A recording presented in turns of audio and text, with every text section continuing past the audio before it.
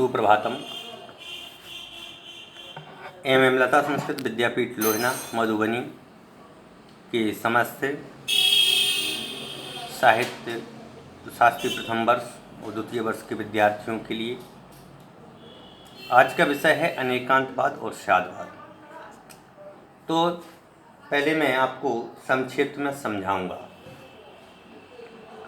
अनेकांत क्या है और स्यादवाद क्या है। अनेकांत का मतलब में होता है जिसमें अनेक गुण धर्म विद्यमान हो, उसका नाम है अनेकांत।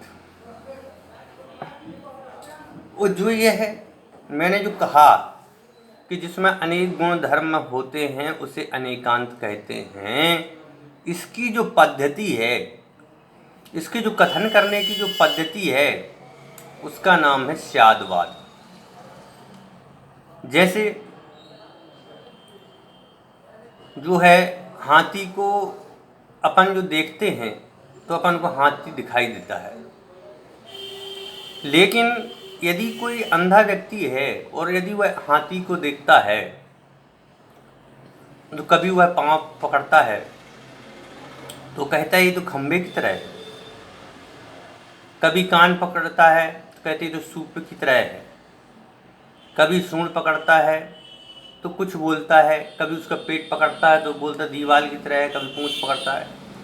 तो अनेक प्रकार से जो यह हमने कथन किया है कि वह हाथी जो होता है वह सूप के जैसे उसके कान होते हैं, खम्बे के जैसे उसके पाँव होते हैं। तो इन आधारों पर जो हमने कथन किया उसका नाम है स्यादवाद। और अनेकांत क्या है? हाथी क्यों है? क्योंकि उसमें अनेक गुण धर्म विद्यमान हैं। तो ऐसे अनेक गुण विद्यमान जिसमें होते हैं उसका नाम होता है अनेकांत। तो आज हम देख रहे हैं अनेकांत की बात। दूसरे उदाहरण के द्वारा भी हम समझ सकते हैं। दूसरे उदाहरण के आधार पर भी हम समझेंगे तो इस प्रकार से समझ सकते हैं। जैसे मैं हूं, मैं किसी परिवार में किसी की मैं संतान हूं, अर्थात मैं किसी का बेटा भी हूं, मैं किसी का पिता भी हूं, मैं किसी का भाई भी हूं, मैं किसी का मौसा भी हूं, चाचा भी हूं। तो अनेक प्रकार से, जैसे आप सभी विद्यार्थियों का लिए मैं गुरुजी भी हूं। तो ऐसे अनेक प्रकार से जिस शैली से अपन को कथन करते हैं उसका नाम है स्यादवाद। और यदि वह शैली को पूर्ण रूप से अपन कहते हैं ये तो भाई वीर जी सर हैं, तो यह जो वीर जी सर हैं यह हैं जो है वह अनेकांत है। क्यों? क्योंकि उसमें अनेक गुण धर्म विद्यमान होते हैं और जिसमें अनेक रूप तत्व विद्यमान होते हैं उसका नाम है अनेकांत। यह जैन दर्शन का सर्व प्रमाणिक अनमूल्य अन्य दर्शनों की अपेक्षा अनेकांत केवल जैन दर्शन में है कि अनेक प्रकार से हम कथन कर सकते हैं और अनेक प्रकार से हम उसको समझ सकते हैं। तो इस वस्तु स्वरूप का जो ज्ञान है उस ज्ञान को कराने के लिए यहाँ अनेकांतात्मक धर्म की अपन बात करते हैं। वस्तु का स्वरूप अनेकांतात्मक है, प्रत्येक वस्तु अनेक गुण धर्मों से युक्त है। ऐसी कोई चीज नहीं है जो गुण धर्मों से युक्त नहीं हो। सभी वस्तु में अनंत गुण धर्म हैं। जैसे प्याज है, कोई इसको प्याज भी बोलता है, कोई इसको सलगम भी बोलता है, हमारे यहाँ राजस्थान में उसको कांदा भी बोलते हैं। तो एक ही वस्तु के अनेक नाम हैं।